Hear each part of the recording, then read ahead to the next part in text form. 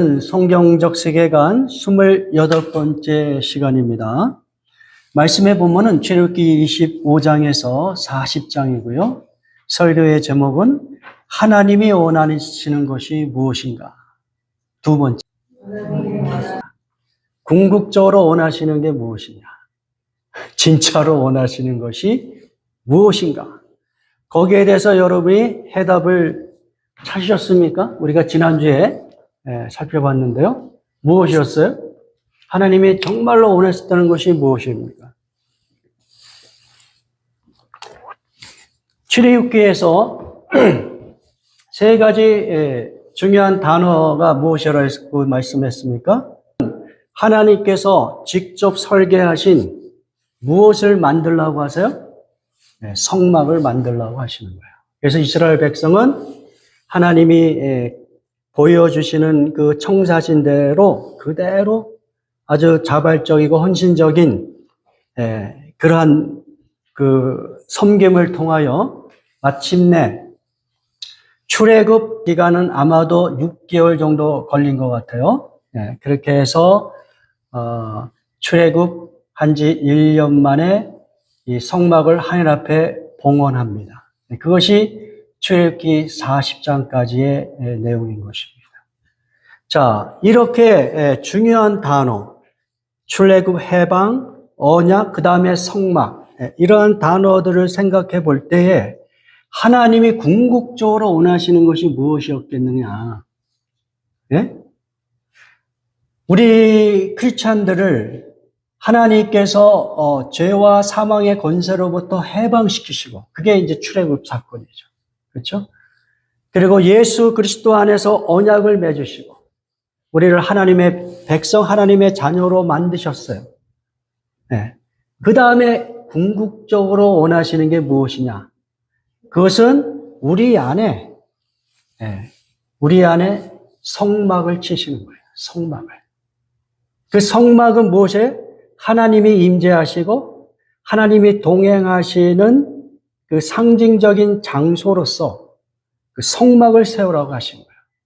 자, 그렇다면 하나님께서 궁극적으로 원하시는 것은 무엇이냐?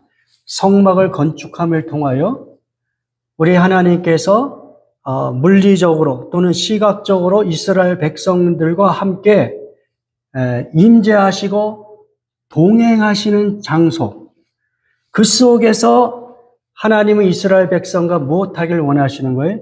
교제하기를 원하시는 거예요. 교제하기를. 그것이 이제 그 교제를 이제 하나님의 통치 또는 하나님의 나라 이렇게 표현하는 거예요. 하나님의 통치, 하나님의 나라를 좀 완화시켜서 이야기한다면 교제예요. 하나님은 인간을 창조하시고 궁극적으로 그 인간과 함께 교제하기를 원하시는 거예요. 제가 정리한 바에 의하면 구약과 신약의 어떤 일맥상통한 하나님께서 정말로 원하시는 것이 무엇이냐? 그거는 하나님께서 이 인간을 창조하시고 인간과 교제하기를 원하시는 거예요. 그 교제의 장소로서 성막을 세우라고 말씀하고 계시는 것입니다. 이스라엘 백성이 할 수 있는 그 성막 또는 성전을 허락하시고, 그러나 예수 그리스도가 이 땅에 오셔서는 어떻게 해요? 예수 그리스도가 무엇이 되세요? 성전이 되시는 거예요. 예수는 스스로 내가 하나님의 성전이다. 그래서 예수님께서 이제 더 이상 예루살렘에 있는 성막이나 성전 중심으로 하는 신앙생활을 더 이상 하지 않고 어떻게 해요? 예수 그리스도가 스스로 성전이 되셨기 때문에 예수 그리스도를 믿는 자마다 예수 그리스도가 우리의 삶 속에서 성막이 되시는 거예요. 하나님이 임재하시고 하나님이 동행하시는 그러한 성전으로 우리를 만드시는 것이죠. 자, 그런 부분을 우리가 잠깐 살펴봅니다. 자, 출애굽기 25장 8절 같이 봉독합니다. 내가 그들에게 성소를 지으라고 이야기해요. 목적은 무엇이에요? 성막을 지으라는 얘기예요. 자, 목적이 뭐예요? 내가 그들 가운데 머물 수 있도록. 그 성막이라는 상징적인 장소에서 하나님이 임재하고 있다. 너희 홀로 내버려 두지 않고 너희들을 인도하고 궁극적으로 너희를 구원하실 그 하나님이 너희와 항상 동행하시겠다는 그 상징적인 장소로 성소를 만들라고 이야기하고 있는 것입니다. 이러한 예수님 10년 정도 그 즈음에 하나님께서 이스라엘 백성에게 이와 같은 그 명령을 하시는 것이죠. 그리고 이제 예수님이 오셔서 예수님께서 우리 가운데 하나님의 그 백성 가운데 직접 그분이 성소가 되셔서 우리와 영원토록 함께 교제하기를 원하시는 그런 말씀을 우리에게 보여줍니다. 그 부분이 요한복음 1장 14절이에요. 요한복음 1장 14절 같이 봉독합니다. 말씀이 육신이 되어 우리 가운데 거하시네. 우리가 그의 영광을 보니 아버지의 독생자의 영광이요 은혜와 진리가 충만하더라. 이 후반부는 제가 설교 후반부에 언급하기로 하고 말씀이신데 그 말씀이 창세 전에 아버지 하나님과 함께 계시면서 온 세상을 창조하셨는데 그 말씀이 육신이 되어 우리 가운데 거하셨다 이렇게 이야기하고 있어요. 여기서 우리 가운데 거하셨다라는 거 영어식으로는 이렇게 표현했네요. NIV 성경에서 made his dwelling among us. 근데 이것이 그 헬라어로 보면 어떤 단어를 썼냐면 에스케노센이라는 단어를 사용했어요. 이 뜻은 무엇이면 장막을 치다는 얘기예요. 장막을 세운다는 얘기예요. 다시 하면 하나님이 임재하시는 바로 그 특별한 장소, 그 성소를 세우는 것, 그 단어를 사용한 거예요. 그것을 우리 가운데 거하심에로 이렇게 번역을 한 것입니다. 그러니까 출애굽기 25장 8절에서 하나님께서 이스라엘 백성에게 야, 내가 너희 가운데 거할 수 있도록 성소를 지으라고 하신 그 내용이 예수 그리스도 안에서 다른 방식으로 성취되었다는 것을 우리가 확인해 볼 수가 있습니다. 그러니까 예수님께서 이 땅에 오신 것은 우리 가운데 예수를 믿는 그 모든 성도들 가운데 하나님이 임재하시는 그런 성소가 되시기 위하여 이 땅에 오셨다는 거예요. 예수님이 예수를 믿는 모든 성도들의 그 공동체와 그 개인의 삶 속에서 텐트를 치기 위하여. 왜 텐트를 치세요? 우리와 함께 거하시고 동행하시고 우리의 삶 속에서 하나님의 구원을 만들어내기 위하여 우리 예수님께서 스스로 성소가 되셔서 믿는 각 개인과 그 공동체에 거하시게 되는 그런 메시지를 우리가 생각해 볼 수가 있습니다. 자, 그렇다면 예수님께서 예수를 믿는 각 개인 또는 교회라는 공동체의 성막을 치는 그러니까 예수님이 하나님의 임재와 동행하심을 약속하는 그러한 메시지가 오늘 우리에게 어떻게 적용이 되는가? 그것을 네 가지 관점에서 살펴보기를 원합니다. 첫 번째는 무엇이냐면 예수님이 우리 가운데 장막을 치셨다라는 이야기는 하나님이 하나님의 백성들과 영원토록 함께 계신다는 그러한 메시지를 우리에게 확실하게 증거하고 있는 것이죠. 예수님께서 이제 부활하시고 제자들에게 그 명령을 하시죠. 온 그 족속에게 가서 침례를 주고 그리고 그들에게 내가 가르쳐 준 모든 것을 가르쳐 주고 그렇게 해서 그들을 나의 제자로 만들라고 이렇게 명령하시는 그러한 그 great 그 커미션이라고 하는 그러한 명령을 하신 다음에 예수님께서 그 약속을 하시는 거예요. 마태복음 28장 20절에. 한번 이 말씀 봉독합니다. 내가 너에게 분부한 모든 것을 가르쳐 지키게 하라. 볼지어다 내가 세상 끝날까지 너희와 항상 함께 있으리라. 네. 예수님께서 우리 가운데 장막을 치신다는 얘기는 우리의 운명이 닿을 때까지 그리고 이 땅에서의 그 생명이 그 끝난 그 너머에 우리 하나님께서 영원토록 함께 하신다는 그런 메시지를 담고 있다는 거예요. 그래서 예수님이 이 땅에 태어나실 때 그 하나님께서 이 어린 그 아기 예수의 이름을 무엇이라고 말씀하시냐면 임마누엘이다. 임마누엘. 임마누엘이 무엇이었어요? 무슨 뜻이었어요? 네? God with us. God with us요. 하나님이 우리와 함께 하신다. 네. 그러니까 예수님이 이 땅에 오신 그 강렬한 그 메시지, 왜 예수님이 이 땅에 오셨느냐? 그 강렬한 메시지가 무엇이냐면 예수 그리스도를 믿는 자들에게 그들을 홀로 남겨두지 않고 어떻게 하신다? 하나님이 임재하시고 동행하신다는 거예요. 영원토록 함께 하신다는 거예요. 그것을 성경은 지속적으로 우리에게 강조하고 있습니다. 두 번째,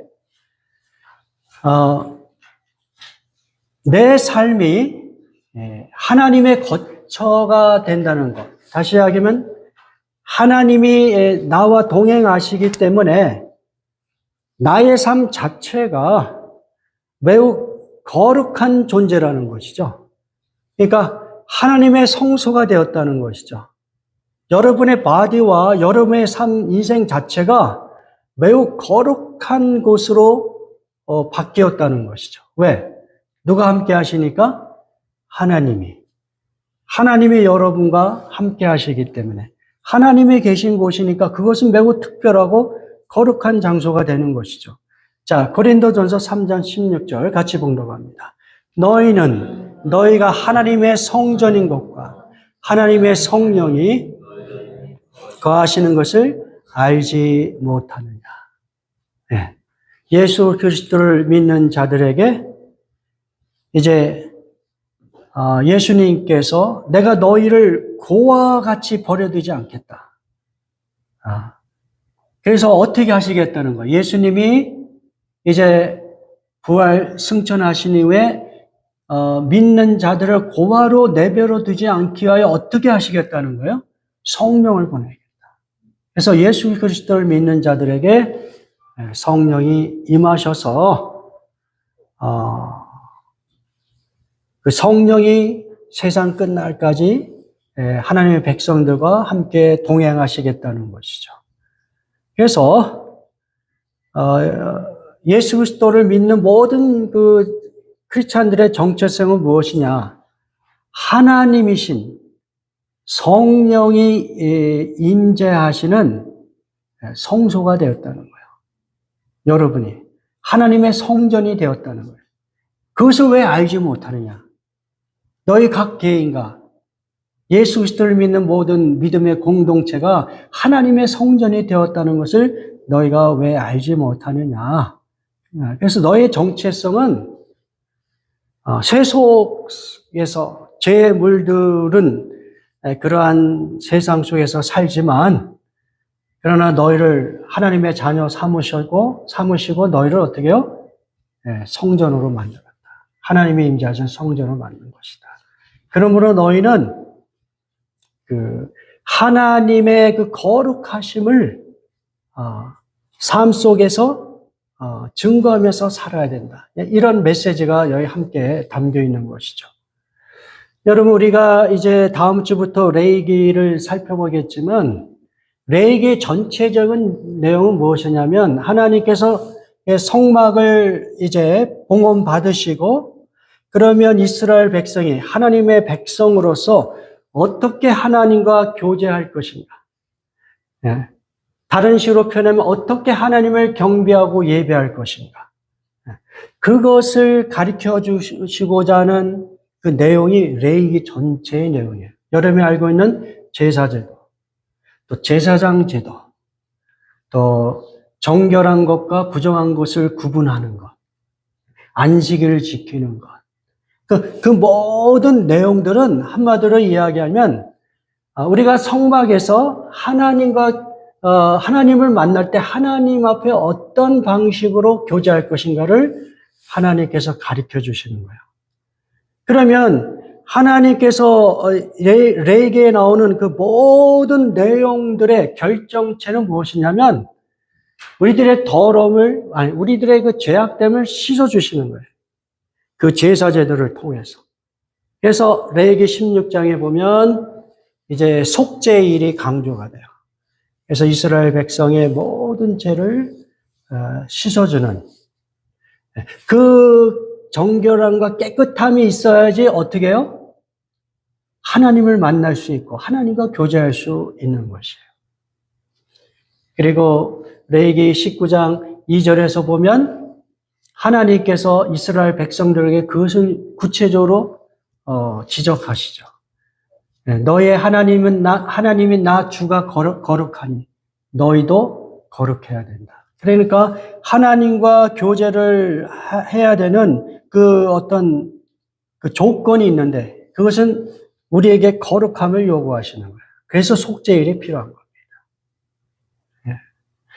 그러니까 오늘날 크리스찬들이 성령이 우리와 함께 임재하고 동행하신다는 이야기는 우리의 그 삶의 모습이 세상 사람과 구별되는 거룩함의 모습으로 살아야 된다는 그런 도전적인 메시지를 담고 있는 것입니다. 여러분이 그냥 단순히 성령이 함께 하시고 그래서 하나님의 성전이 되었다. 여기서 그치는 것이 아니라 우리에게 거룩함을 또한 요구하고 있다는 것이. 물론 우리가 하나님 앞에 보여줄 수 있는 거룩함은 우리 능력으로 불가능해요. 그래서 우리가 성령을 의지하고 하나님의 은혜를 구하면서 하나님과 교제하는 그런 방식으로 이 거룩함을 우리가 드러내는 것이고요. 그러나 세상 사람들과의 그 교제 속에서 하나님이 우리에게 허락하신 이 거룩함을 우리는 또 드러내야 되는 거예요. 세상 사람과 다른 구별된 거룩함을 드러내야 되는 그런 존재라는 것이죠. 자, 세 번째, 예수님께서 우리 가운데 장막을 치셨다는 것은 어떤 의미가 있느냐? 여러분이 혼자가 아니라는 거예요. 하나님께서 단순히 임재하시고 동행하신다 그 의미가 아니에요. 그 이야기는 여러분의 삶의 구체적인 영역 속에서 그분이 우리를 위로하시고 우리를 구원하시겠다는 거예요. 그러니까 하나님이 우리와 동행하시니까 이제 우리는 더 이상 두려워할 게 없는 거예요. 예. 자, 요한복음 14장 18절 같이 봉독합니다. 내가 너희를 고와 같이 버려두지 아니하고 너희에게 오리라. 성령을 보내셔서 이제 우리와 함께 동행하시겠다는 것이죠. 제가 몇 년 전에 저희 어머니가 이제 소천하시면서 그 마음이 막 밀려오더라고요. 야, 이제 나는 더 이상 아버지 어머니가 이 세상에 존재하지 않는구나. 그래서 나는 고아가 되었다. 그래서 그 마음이 뭐랄까요? 매우 슬퍼했던 그런 기억이 납니다. 그럼에도 불구하고 그 당시에 제가 이 말씀을 붙잡았어요. 내가 너희를 고아와 같이 버려두지 아니하리라. 육신적인 아버지와 어머니가 더 이상 존재하지 않지만 그러나 우리 하나님께서 나를 버려두지 아니하고 어떤 상황 속에서도 나와 함께 하신다. 거기에서 제가 큰 위로를 경험한 적이 있습니다. 총회에 참석을 했어요. 그런데 아주 오랜만에 제가 아주 교제를 많이 했던 목사님을 만났습니다. 근데 그분이 이제 82세가 되셨어요. 그런데 이분이 몇 년 전에 우리에게 놀라운 소식을 전해주셨어요. 그분이 재혼을 한 거예요. 그러니까 한 70, 후 중반쯤에 재혼을 하셨어요.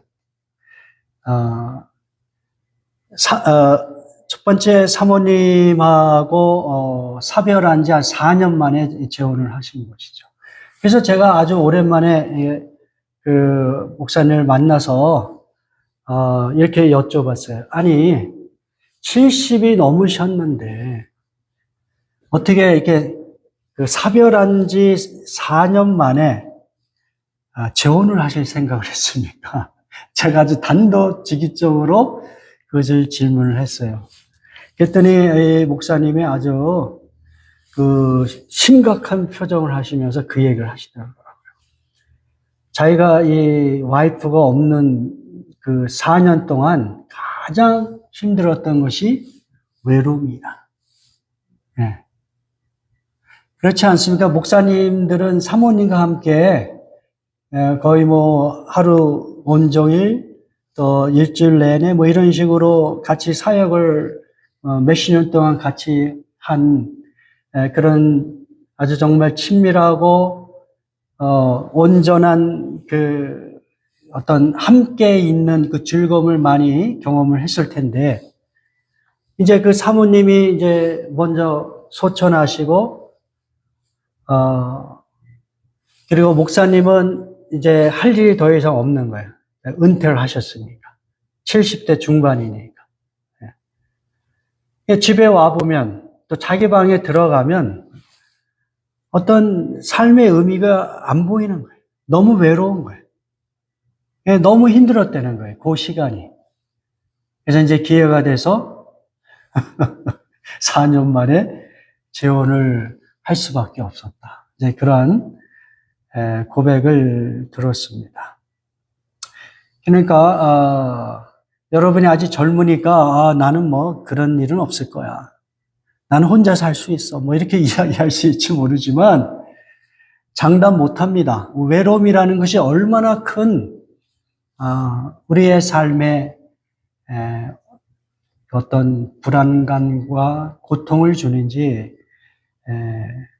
어떻게 될지 모르는 거예요. 그 목사님은 그 외로움이 너무 컸던 거예요.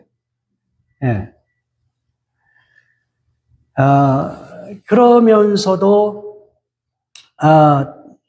제가 이제 나름대로 그분의 그 간증을 들으면서도 이런 생각을 했죠. 그 외로움이 있다고 해서 그러면 다 그 크리스찬들이 외로움에 굴복하거나 그것 때문에 또 재혼을 해야 되겠느냐. 그렇지는 않잖아요. 그 경우는 그 목사님에게 해당되는 것이고. 우리가 영성 훈련을 이야기할 때 이 외로움을 극복하는,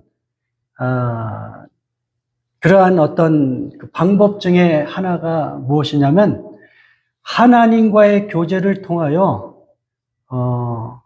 그 홀로 있는 것을 극복해 가는 거예요. 그런 훈련이 있어요. 뭐냐면 외로움이라고 하는 것은 우리의 마음에 상실감, 공허함, 그리고 인간관계로부터 이렇게 그 분리되어 있는 그 어떤 두려움, 이런 것들이 우리의 삶을 피폐하게 만들겠죠. 이 외로움이라는 것이. 그래서 그것을 견디기 힘들어서 여러 가지 행동을 하게 되는데요. 그러나 크리스찬들은 그런 외로움이 있을 때 어떻게 할 것이냐? 하나님을 찾는 거예요. 하나님과의 교제를 여러분이 평상시에 아주 친밀한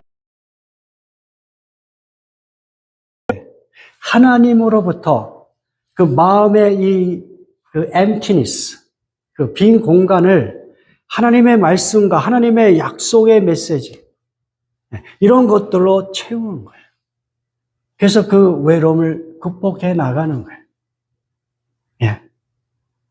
그래서 이 영어식으로 표현하면 그렇게 하나님과의 교제를 통하여 그 외로움을 극복해 나가는 그 훈련을 solitude, 일부러 홀로 있는 시간을 만들어서 그 외로움이라고 하는 것들을 극복해 나가는 영성 훈련을 이야기하고 있는 것입니다. 여러분이 평상시에 하나님과 이 solitude라고 하는 그 훈련이 없으면 홀로 있을 때 여러 가지 생각이 나고, 홀로 있을 때 죄를 짓고, 홀로 있을 때 어떤 정신적인 공허함과 방황을 겪게 되어 있는 것이죠. 그래서 하나님과의 그 단독적인 교제를 여러분이 평상시에 많이 가지면 가질수록 그 외로움을 극복해 나갈 수 있다는 것을 여러분 기억할 수 있기를 바랍니다. 사망의 음침한 골짜기를 다닐지라도 해를 두려워하지 않을 것은 주께서 나와 함께 하심이라. 우리 예수님께서 모든 믿는 자들에게 텐트를 친다는 것, 그것은 하나님이 우리와 동행하신다는 것이고, 그것은 우리가 외로울 때, 우리가 염려의 고통 속에 있을 때, 우리가 어떤 말로 표현할 수 없는 그 공포 가운데 있을 때, 우리 홀로 남겨두지 아니하고 우리 하나님이 우리와 함께 하신다는 것을 약속하고 있는 거예요. 그래서 이 시편 기자는 이 사망의 음침한 골짜기를 지날지라도 두려워하지 않겠다. 이유는 무엇이에요?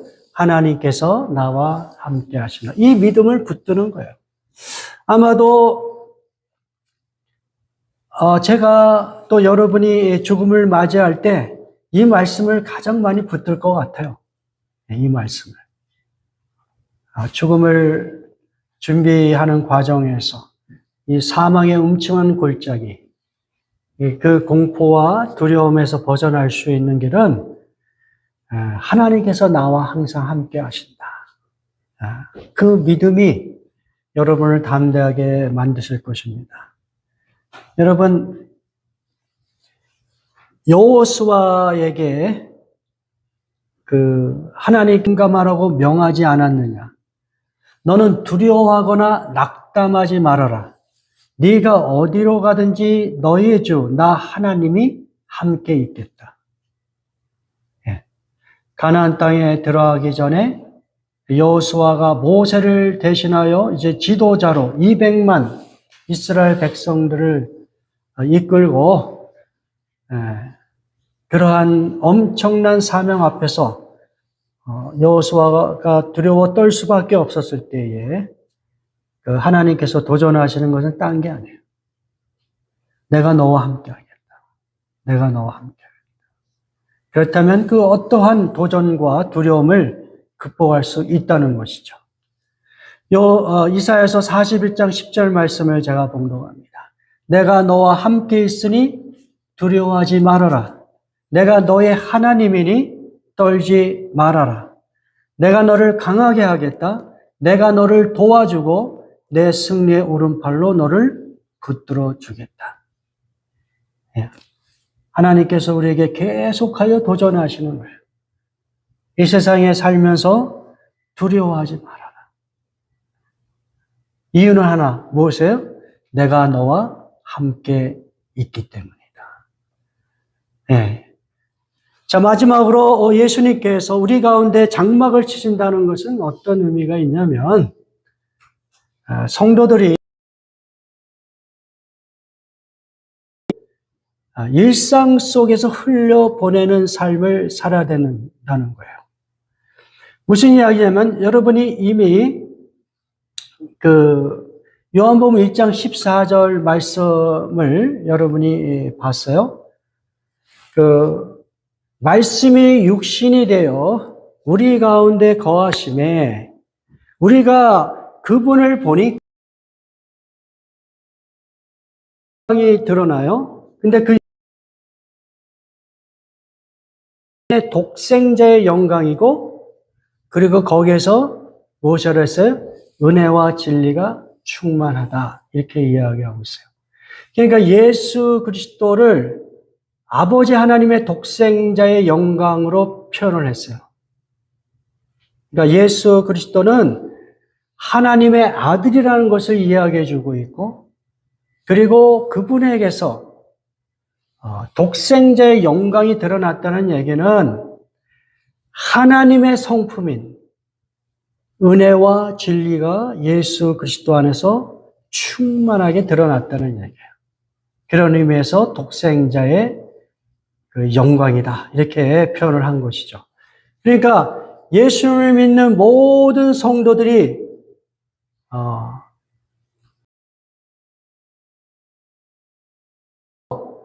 그 하나님의 성품을 우리는 경험하게 돼요. 그게 뭐예요? 대표적인 게 뭐예요? 은혜와 진리예요. 은혜와 진리. 그렇다면은 우리와 매일같이 동행하시는 그 하나님의 성품을 우리는 세상 속에서 자연스럽게 흘려 보내야 돼요. 그 하나님의 성품이 무엇이에요? 은혜와 진리라는 거예요. 은혜와 진리.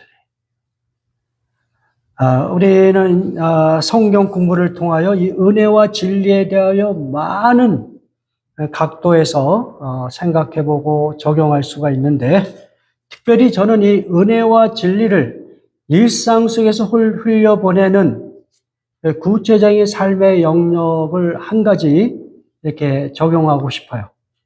그것은 무엇이냐면 우리의 말솜씨입니다. 말솜씨. 자, 골로새서 4장 6절 같이 봉독합니다. 너희 말을 모든 공동체, 그 안에서 우리가 드러내야 될 하나님의 성품이 무엇이냐면 은혜와 진리란 말이에요. 근데 특별히 우리의 언어 생활이 어때요? 항상 은혜의 메시지, 은혜의 말로 표현이 되어야 된다는 거예요. 예.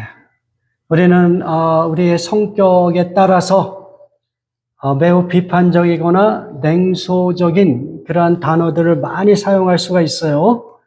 나는 원래 성격이 그래. 나는 그런 타입이야. 그러니까 이해해줘. 이런 어떤 주장을 하기보다 우리가 하나님과 교제하는 사람이라면 우리의 그 언어 생활 속에 항상 은혜로운 메시지가 전달이 돼야 되는 거예요. 예? 여기 보면 항상이라고 하잖아요. 항상. 이 은혜로운 메시지가 무엇일까? 그것은 상대방에 대한 어떤 친절과 호의가 담긴 그러한 메시지. 감사하는 말, 격려하는 말, 이왕이면은 어때요? 젠틀한 말, 센 말보다는 이제 저도 이런 이야기 할 자격이 없습니다. 근데 어떻든 우리는 그 하나님의 그 성품을 드러내야 돼, 일상 속에서. 제일 가까운 데가 뭐야? 가족이잖아요, 가족. 아내와 남편, 자녀, 친구. 우리는 가장 가까운 사람들에게 가장 거친 단어를 사용하잖아요. 가장 센 단어를 사용해. 먼 사람일수록 우리는 되게 젠틀해. 저의 이야기예요. 근데 오히려 반대가 아니죠. 우리는 가까운 사람이나 먼 곳에 있는 사람이나 상관하지 않고 우리는 일관되게 항상 은혜로운 말을 하도록 의식적으로 여러분이 훈련할 수 있기를 바라요. 그리고 이 은혜로 소금은 뭐랄까 그러니까 단순히 입에 발린 다른 사람들의 마음을 기분 좋게 하는 그런 말이 아니라 그 사람의 그 형편과 상황에 맞는 진실된 그 사람을 세워줄 수 있는 말, 유용한 말, 그 사람이 미처 깨닫지 못하는 어떤 통찰력이 담겨 있는 말, 그것이 이제 소금으로 맛을 낸과 같은 그 언어라고 할 수가 있겠죠. 그리고 무슨 이야기냐면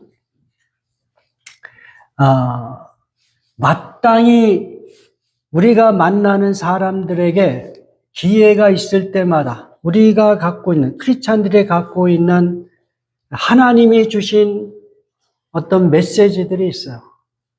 대표적인 게 구원에 관한 소망의 메시지 이런 것들이 있어요. 또 우리 안에 예수 그리스도의 복음에 관한 메시지들이 있어요. 이러한 것들을 기회가 있을 때마다 그 상대방에게 예수 그리스도의 복음이 필요할 때 그 복음을 증거할 수 있는 그러한 어떤 대화라든지 이런 거. 그러니까 성경은 우리에게 그렇게 도전을 하잖아요. 누군가가 너희에게 왜 너희는 그 고통과 그 어려움 속에서도 절망하지 않고 소망을 붙들고 담대할 수 있느냐. 그 이유가 무엇이냐라고 질문할 때 우리가 그것을 담대히 언제든지 대답해 줄 수 있는 그 준비된 대화를 하라고 우리에게 도전하고 있는 거예요. 우리는 비록 이 세상 속에서 사람들이 인정하지 못하고 때로는 연약하고 힘들지라도 결코 거기에 굴복하지 않고 소망을 갖고 살아갈 수 있는 이유는 우리와 함께 하시는 예수 그리스도 하나님 때문이다. 이 고백을 할 수 있는 준비된 대화를 하라고 우리에게 도전하고 있는 것입니다. 자, 우리는 이와 같이 하나님의 성품을 은혜와 진리의 모습으로 흘려보내는데 그 가장 어떤 기초적이고 첫 번째 그것이 무엇이냐? 우리들의 언어 생활. 그 언어 생활이 어떻게 된다고요? 은혜롭고 그리고 그 상황에 맞는 적절한 통찰력이 있는 그 사람을 세워줄 수 있는 소금으로 맛을 내는 것 같은 언어. 그리고 우리가 갖고 있는 이 믿음의 메시지, 소망의 메시지들을 준비한 그러한 대화로 여러분의 일상 속에서 하나님의 그 성품을 드러낼 수 있기를 주님의 이름으로 축원합니다.